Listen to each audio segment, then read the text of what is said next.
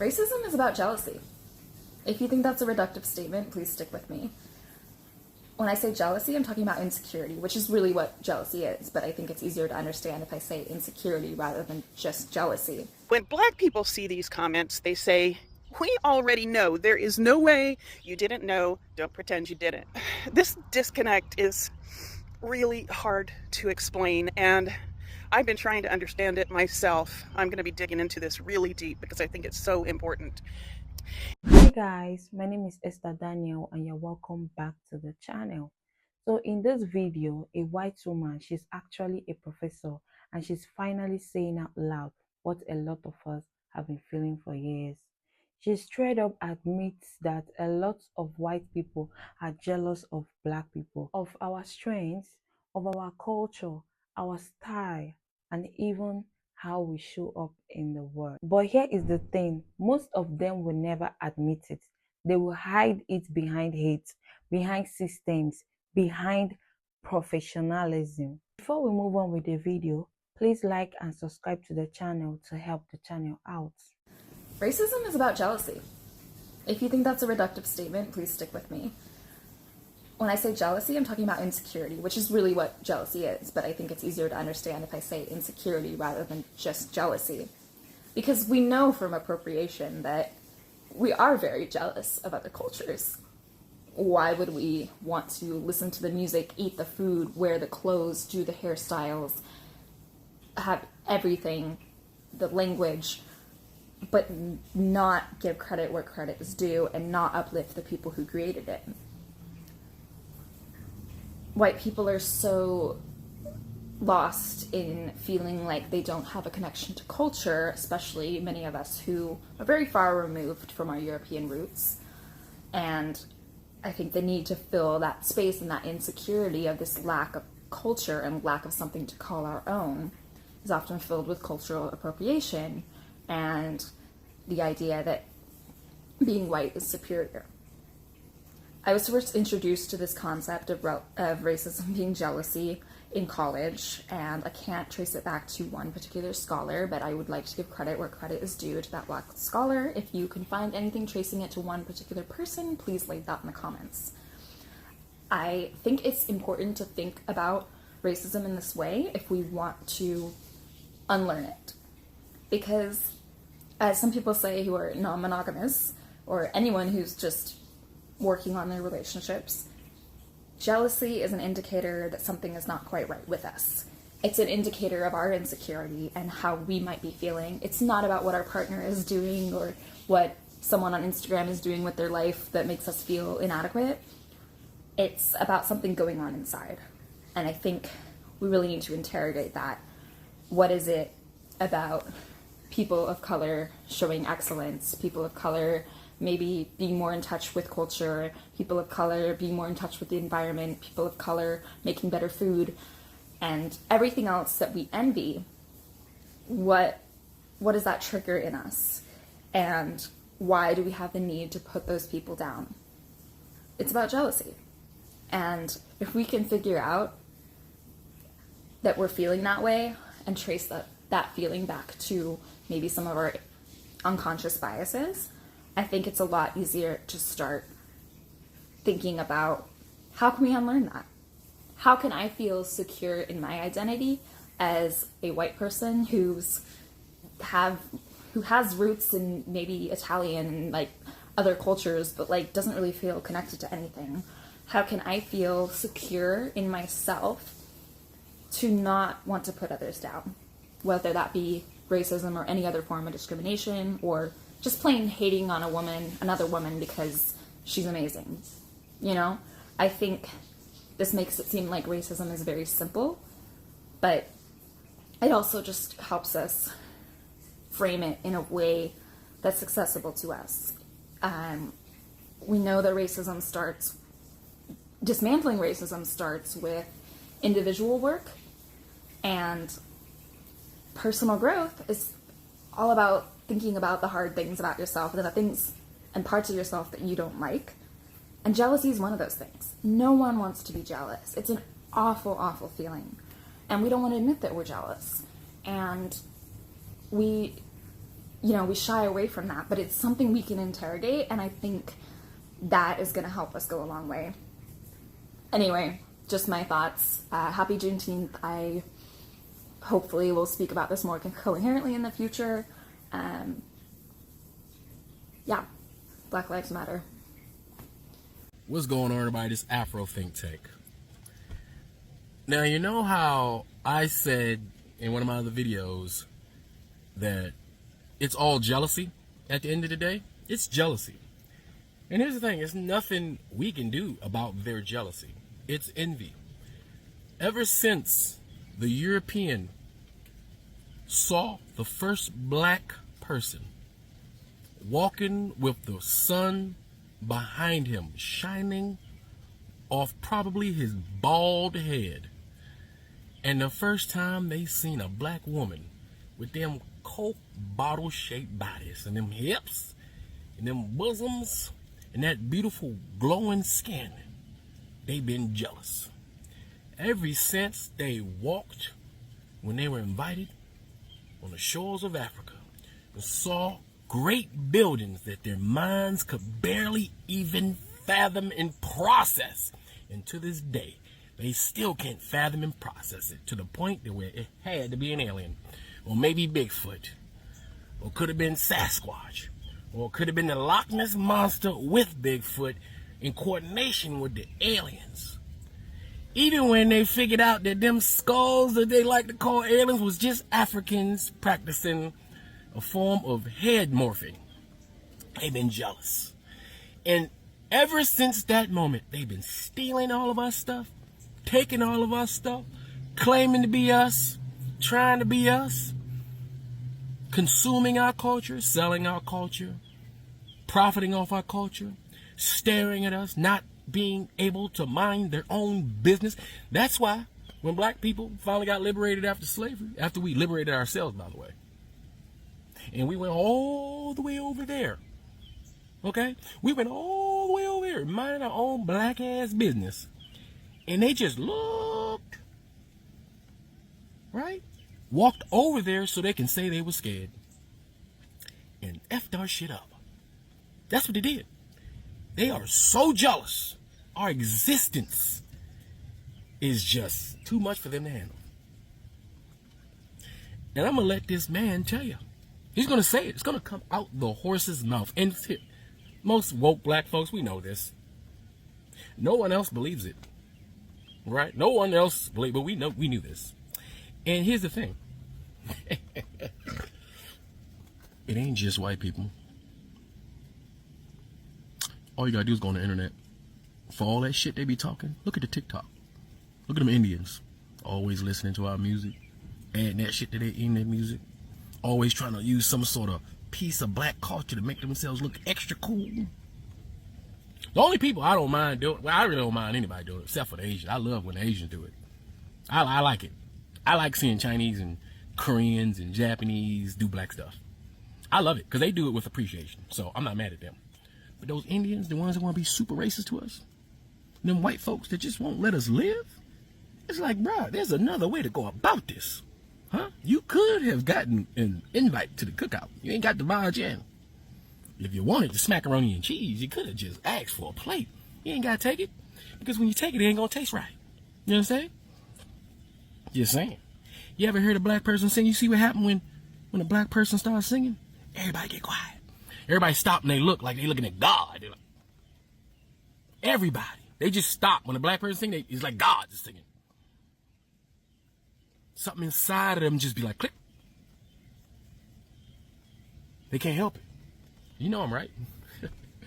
And the sad thing about it is, as black folks, it's a blessing and a curse to be black. People hate that they're not black. They don't hate black people. They hate that they're not black people. That's the truth. They hate that they're not black people. They hate that they can't just go outside in the sun. They hate it. They hate that the sun hates them. And they had the nerve to say they built them pyramids. We know damn well white folks can't be outside for more than a few hours before they burn up. We know damn well there's no way them white folks can go out there and exert any kind of muscular energy while underneath that African sun and survived. They would have all died. They would have blistered up and died out there trying to push a rock. Okay? We know that.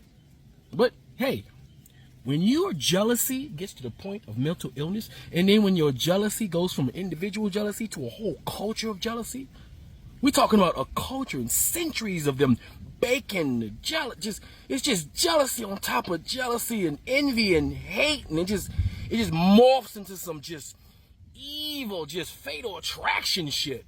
Ain't shit we can do about it. Hey, look, next time, come back black. You chose to be white. Or maybe you like I said, you're a new soul. You don't deserve to be black yet. You got to elevate your soul first. That's why our music is soulful. That's why our food is soulful. That's why when you eat it, you taste God with our seasoning. That's why when we sing, you hear God. That's why when we talk, we talk with the authority of God. That's why when we fight, we are the gods of war. Everything we do it like gods. And you guys been jealous ever since. Because when we build like gods. It's the truth. What do you want to do about it? We've been here longer. We've been here for 3 million years. You guys been here for, I'm going to give you 10,000. Y'all got a little ways to go.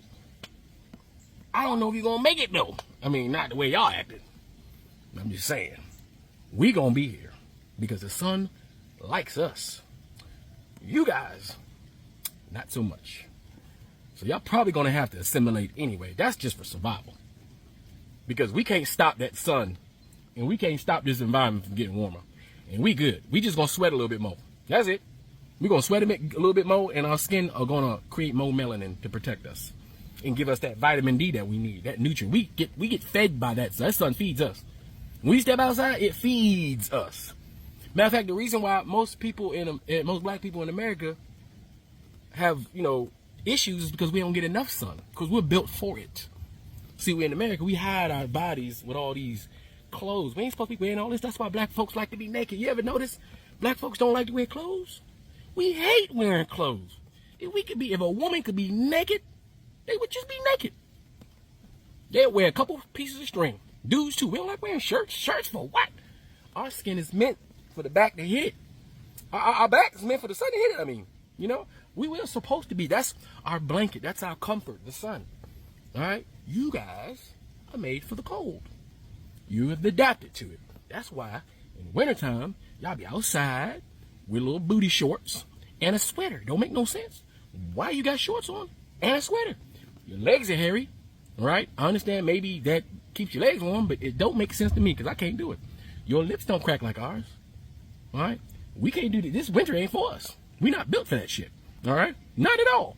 Our lips just break. Our lips literally breaking this shit. We ain't meant for this. This is for you. Okay? Hey, it is what it is. And any biologist will tell you. Okay? Animals adapt to their environment. We are in fact animals, whether you want to believe it in your mind or not. You want to believe you some fantastical being that doesn't have to follow the rules of nature, go right ahead. But as black folks, no, we are creatures of nature, just like everything else.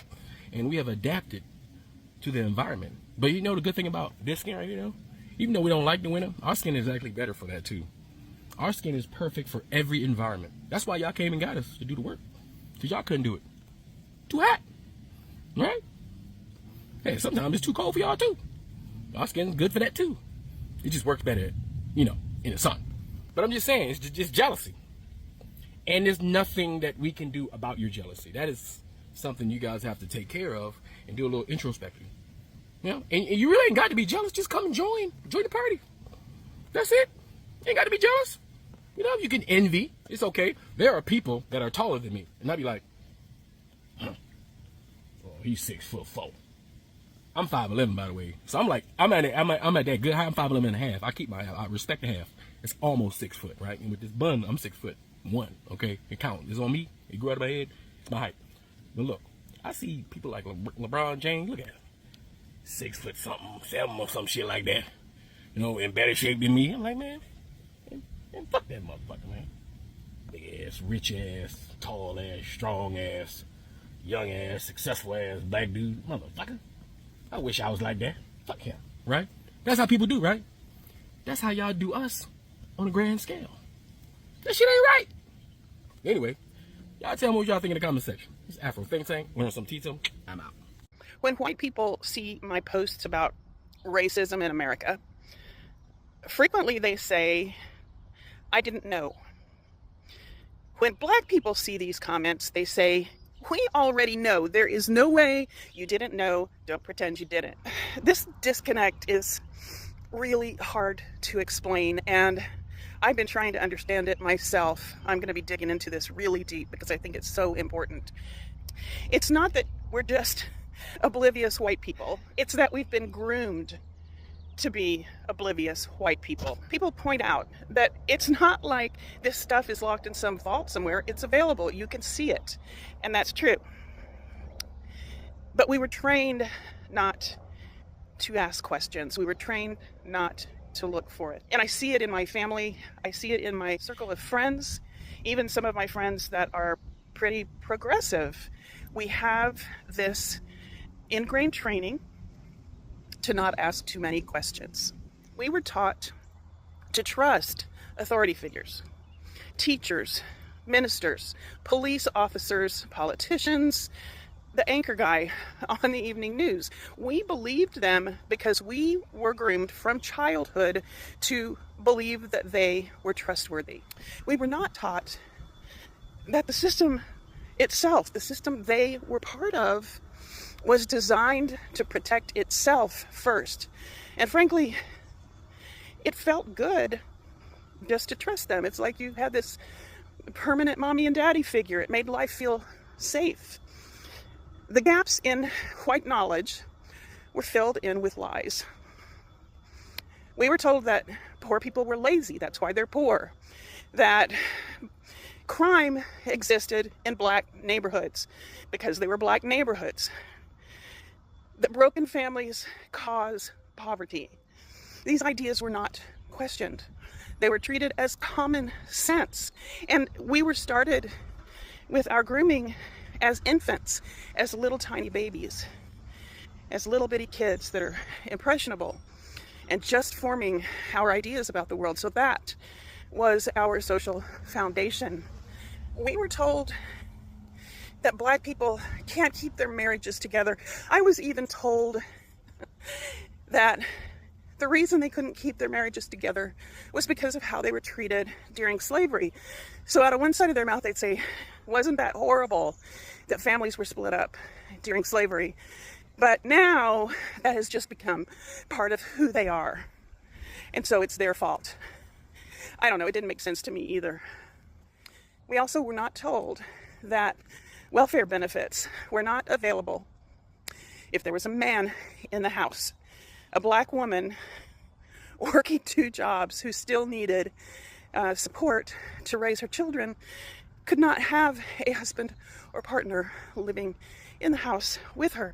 And of course we were taught that that was their fault because they couldn't keep their marriages together. As we were growing up and we started to repeat these beliefs, we were seen as respectful and well-adjusted. I don't know, are you getting pissed off? I'm getting pissed off just going through this again. We were guided by the TV news and movies and TV shows to care when white people suffered and to disconnect from the pain of other people. We were taught to feel patriotic about our country without questioning whether they were being truthful with us about why we should feel such patriotism. When we asked those white authority figures that we were taught to trust, we were lied to. Now, when black people give us honest answers, we don't fully trust them. It's not about ignorance, it's about conditioning. My education is in behavior analysis, and that's how that works. You just expose someone to a social system that supports a certain line of thinking, and you fall for it, especially if you are started out as a young kid being taught all that stuff. And that's what happens to all of us. We were taught that silence is polite and that truth about society is rude or inappropriate. And as a girl that went to a fundamentalist Christian church, that was even more so. You don't ask questions that are going to make people uncomfortable. But that comfort, you see, it kept us obedient. It kept us from asking too many questions.